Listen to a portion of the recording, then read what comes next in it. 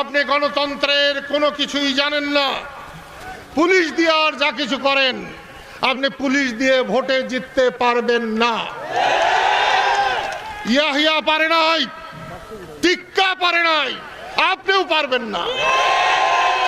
বাংলাদেশের মানুষকে আপনি চিনেন না, সেই জন্য এসব করছেন।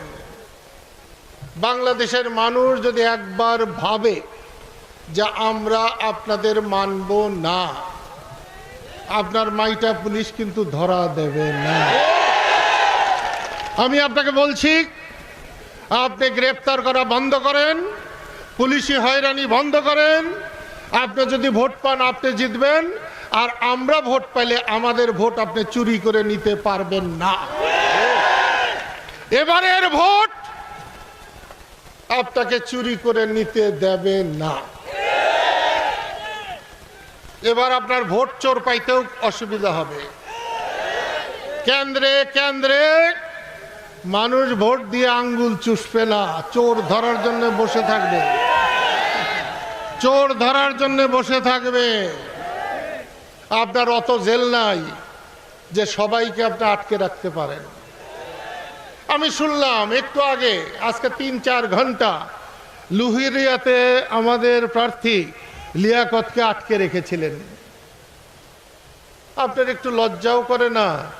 আপনার বাবা তার অসমাপ্ত জীবনীতে উনি লিখেছেন, তিনি সারা জীবন চেয়েছেন প্রভাবমুক্ত সরকারি, প্রভাবমুক্ত নির্বাচন। আপনি গুন্ডা দিয়ে আমার প্রার্থী আটকে রাখেন, এই কাজ করবেন না। এটা ভালো না, মানুষে খারাপ বলবে, এই কাজ আপনি করবেন না। বঙ্গবন্ধু মারা যাওয়ার পরে খুব একটা মানুষ পাওয়া যায় নাই। আমি আমার জীবন যৌবন ঝরিয়েছি বঙ্গবন্ধুর হত্যার প্রতিবাদে। সেই জন্য আজকে আপনি দেশের প্রধানমন্ত্রী, আমাদের বেশি অপমান করবেন না, আল্লাহ নারাজ হয়ে যাবে। আল্লাহর নারাজি নিয়ে কেউ কিন্তু বেশি দিন টিকে না। আপনারও সময় 30 তারিখ, 30 তারিখ পর্যন্ত আপনার সময়। তারপরে তো খালেদা জিয়ার সময়। 30 তারিখেই তিনি বেরোবেন না, তবে বেশি সময়ও লাগবে না। আপনারা ভোট দিতে পারবেন, আপনার ভোট কেউ চুরি করতে আসলে তারে ধরতে পারবেন না। এখন একই বাক্সে ভোট দেয়, আগে প্রত্যেকের মার্কার আলাদা আলাদা বাক্স ছিল। ভোট চোরের জন্য একটা আলাদা বাক্স করা দরকার, যেখানে এদেশের মানুষ তাকে দেখে দিতে পারে। আমি আপনাদেরকে অনুরোধ করব, আপনারা যেমন ভোট দেবেন, ভোটের ফলাফলের জন্য আপনারা অপেক্ষা করবেন। আপনাদেরকে ভোটের ফলাফল না দিলে প্রিজাইডিং অফিসারকে ছাড়বেন না, আমাকে খবর দিবেন। কাউকে আমরা ছাড়বো না। তিলে তিলে মরার চেয়ে একদিন মরা অনেক ভালো।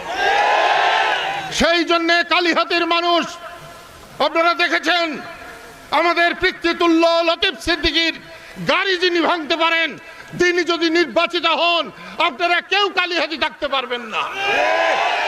কালিহাতি আমাদের, আমরা থাকতে চাই। সেই জন্য সোহেল হাজারীকে আমরা ত্যাগ করতে চাই।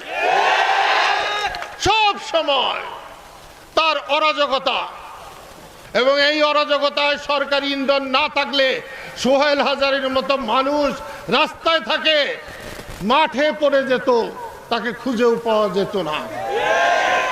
সেই জন্য বলছি, প্রিয় বন্ধুরা, এবারের ভোট লিয়াকতের এমপি হওয়ার ভোট নয়, এবারের ভোট বাংলাদেশের স্বাধীনতাকে রক্ষা করার ভোট। এবারের ভোট গণতন্ত্রকে রক্ষা করার ভোট। এবারের ভোট দেশের মালিকানা ফিরিয়ে আনার ভোট। সেই জন্যে আপনাদেরকে বলবো, আজ থেকে আপনারা কোনো কিছুকে ভয় করবেন না। যখন কোনো অসুবিধা হবে আমাকে আপনারা খবর দেবেন, আমি চিরের মতো আপনাদের কাছে ছুটে আসবো। আমি অভিভূত হয়েছি।